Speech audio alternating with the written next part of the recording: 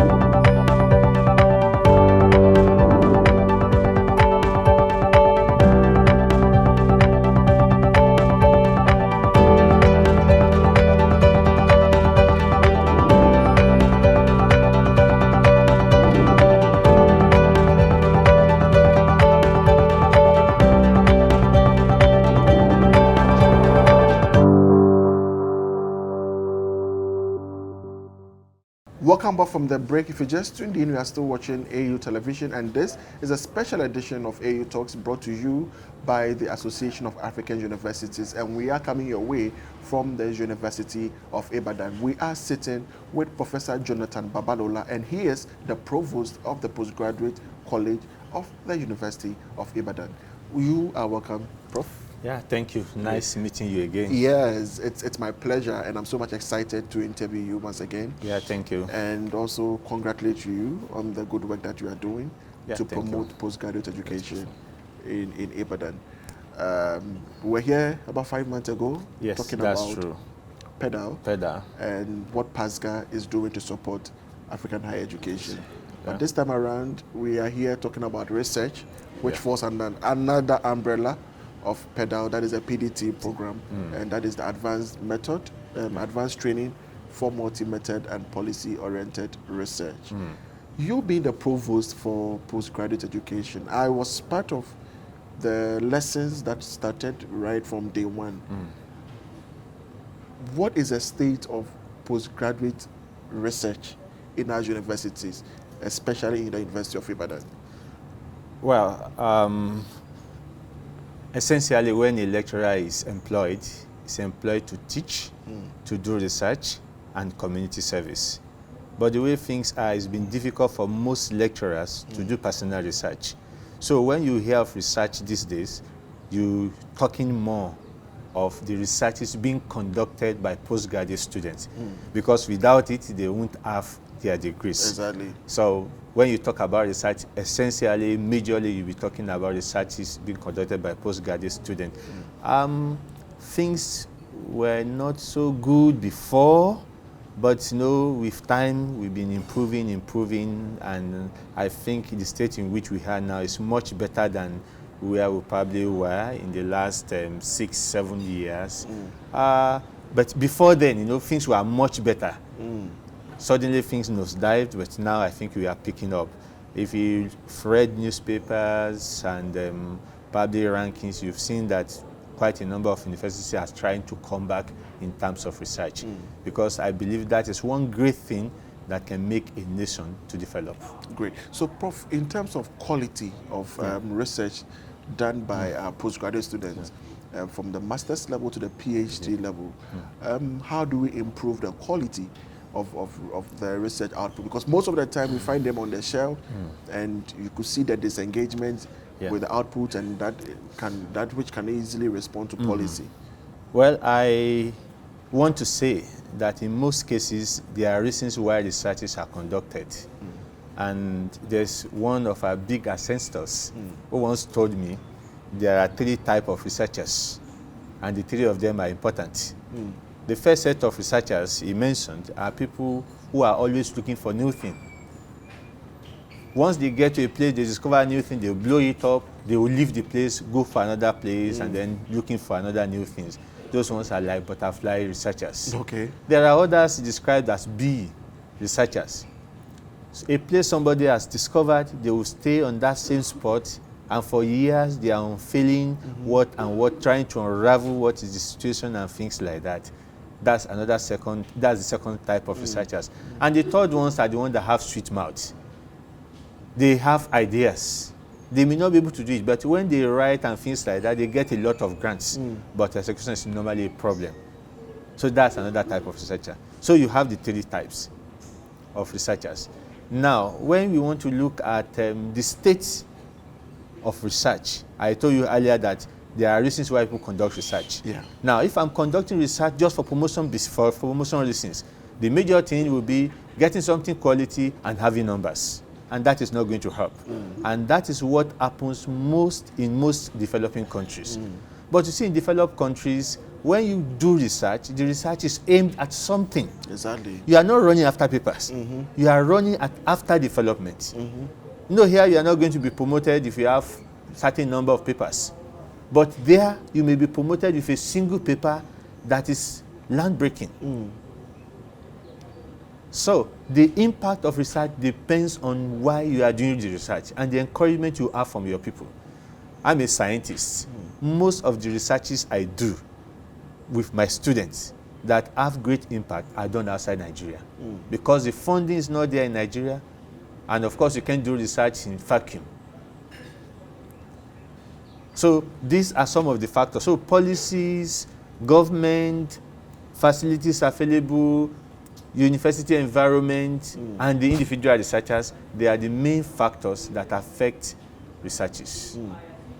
So if I want to be an international researcher, irrespective of promotion guidelines here, I will make sure I go for something quality, so that eventually when you check Scopus, you will see my name. Your name. Check most of this, you say, okay, this person is there. But if it's just for promotion, you just do something and that's all. And such will not get into policy.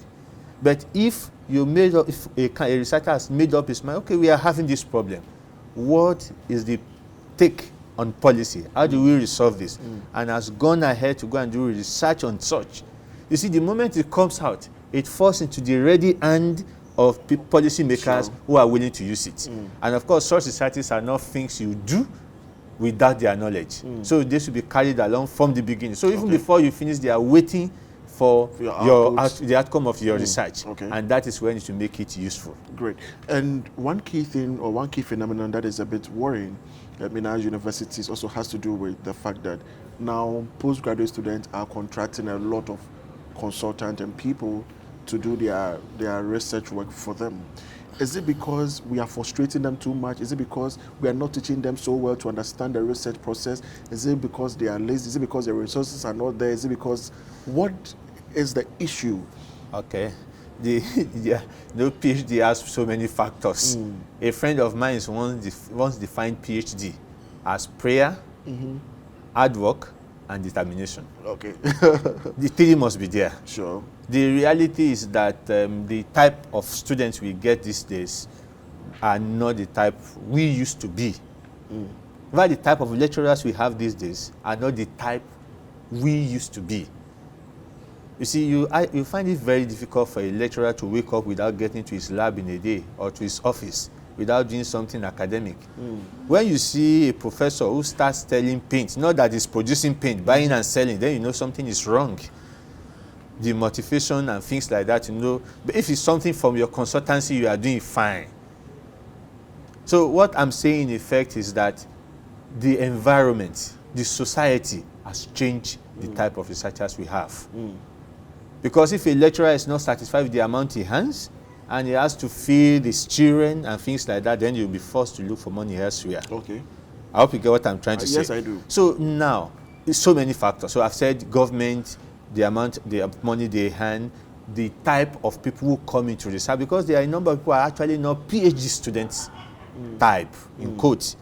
But because there's no job, they are back there, they want to do a PhD. And of course, what you find will be different from somebody who's actually keen on doing a PhD.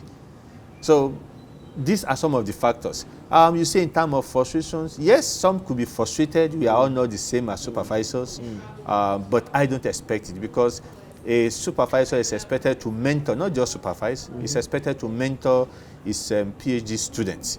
So if you mentor your PhD student, he gets to learn so many things from you, then you do the type of work you probably do. And many lecturers don't know, or supervisors don't know, that when your student fails, that you have also failed. Sure. Because if you are taking in a student, signing on a student, then that means you have agreed that the person is good enough for a PhD. So if you are not finishing through, then there's a problem with the supervisor as well. So my expectation is that supervisors will encourage their students and not frustrate them. So facilities not available is one problem, the type of students another problem, and contracting PhDs out. I think the university will have to check if our exams and the various seminars the students have to give are there. If you've contracted the PhD out, it will be easily detected. Let me give you an example. We normally take abstracts to examine the content of the work a student has done. There was a time from public health, a student said that while doing research, he picked water from some well, and he saw sulfur from the well, from the water in the well. And the idea is that there's a petrol station close by, that petrol from there seeped out because of rotting tank or whatsoever into the well. And the amount of sulfur he got in the well is more than what you even get in the crude oil. So now you say, that cannot be. Something must be wrong. So a close look at the candidate's work after a lot of interview, we discovered that he took his sample to somebody to analyze for him. And this person simply gave him results. And since he doesn't have an understanding of what and what to expect, he took it, hook, line, and sinker. And brought it to us. But from experience, we know that shouldn't be. So it actually shows the person gave the work out to somebody else to analyze. No, because you don't have all the facilities, the expectation is that you can take samples there, but you stay there and watch. You have an idea of how the things should be run. Even they are not going to allow you to do it yourself. You are there, you can see the result coming out of the machine. So these are some of the things that do happen. And what we have actually been doing now, we know students give out some works to be done for them because of the multidisciplinary nature of research these days. You may not be expert in all the fields. So not even all the things you are reporting that you are experts in. So if somebody has done some things for you, we now teach them to be able to have some level of knowledge in the area that are not their primary areas. Great. And then, Prof, another key issue has to do with supervision. We know now a lot of the supervisors who are the lecturers in the universities have a lot on their hands. Their teaching loads keep increasing, and they're also publishing, doing their own things as well. And so most of the time, do you think that and then the graduate students are also increasing? I mean, every university across the continent is increasing enrollment for its postgraduate programs or education. Do you think we still have enough skills in terms of supervision? Do you think we have the expertise?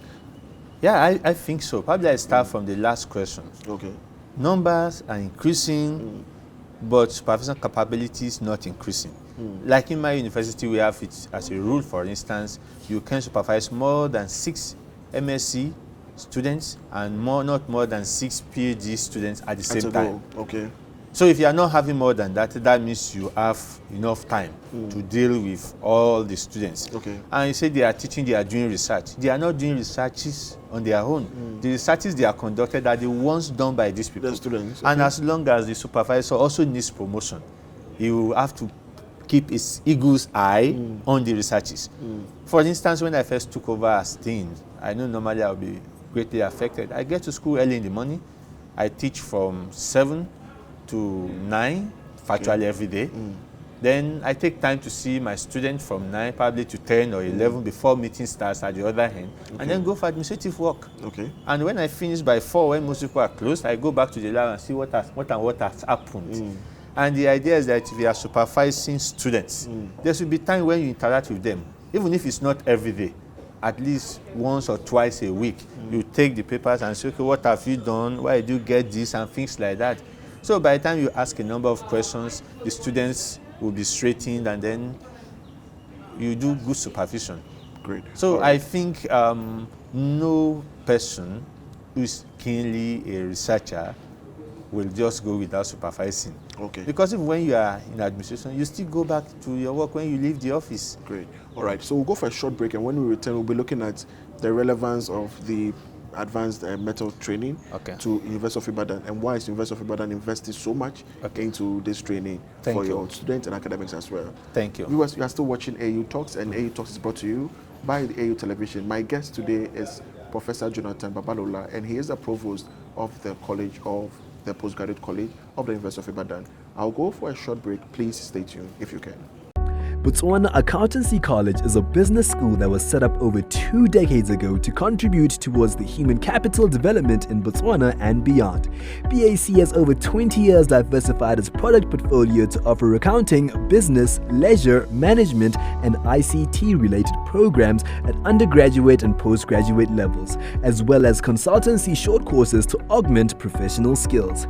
In achieving this diversification, the college has partnered with UK-based universities of Derby, Sunderland, and Sheffield Hallam University, as well as professional bodies such as SEMA, Beaker, AAT, ACCA, CIA, Cisco, Microsoft, SAP, ESA, and SIPS, to allow our graduates to have a globally recognized qualification and be globally competitive. To learn more about BAC, contact us on 3953-062 in Gaborone or 241-0558 in Francistown, or visit our website on www.bac.ac.bw.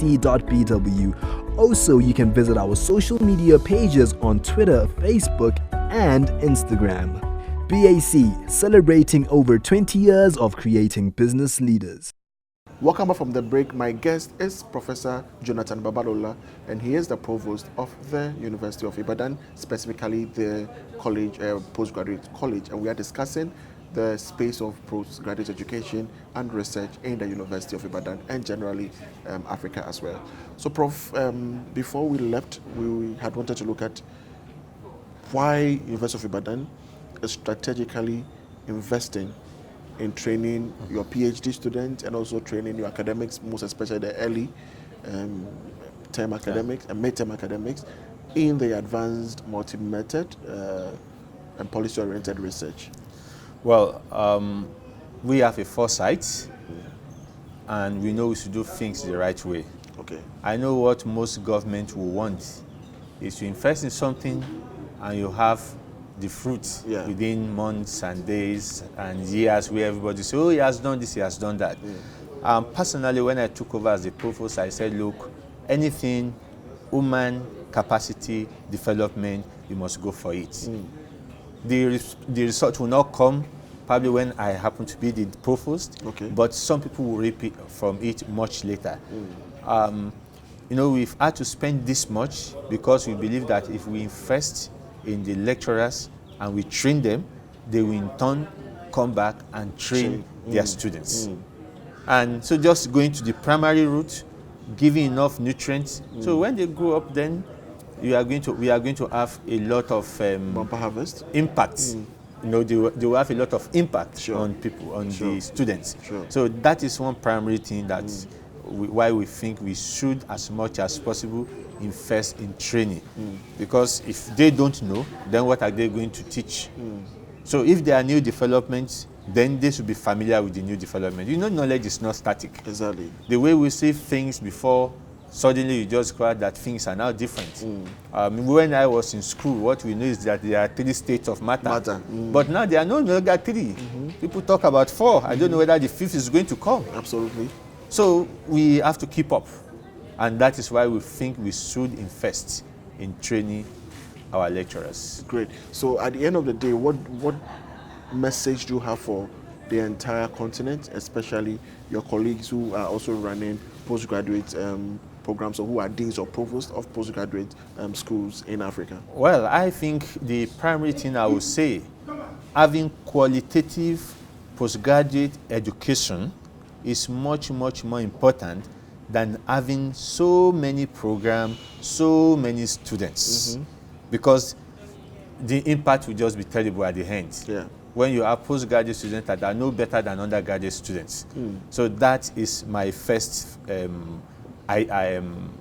my first advice. Okay. And the way this is done is, as much as possible, get equipments. As much as possible, train the personnel. As much as possible, network with others. You know, the researches that are done under shade these days, they don't grow beyond the shade. But when you network, discuss people here, you have a very good network, and then the research impact is going to be great. Great. So let's open up. Let's work together. Let's develop the continent. That is the advice I have for them. Thank you so much for speaking to us. Thank you. We are so much grateful.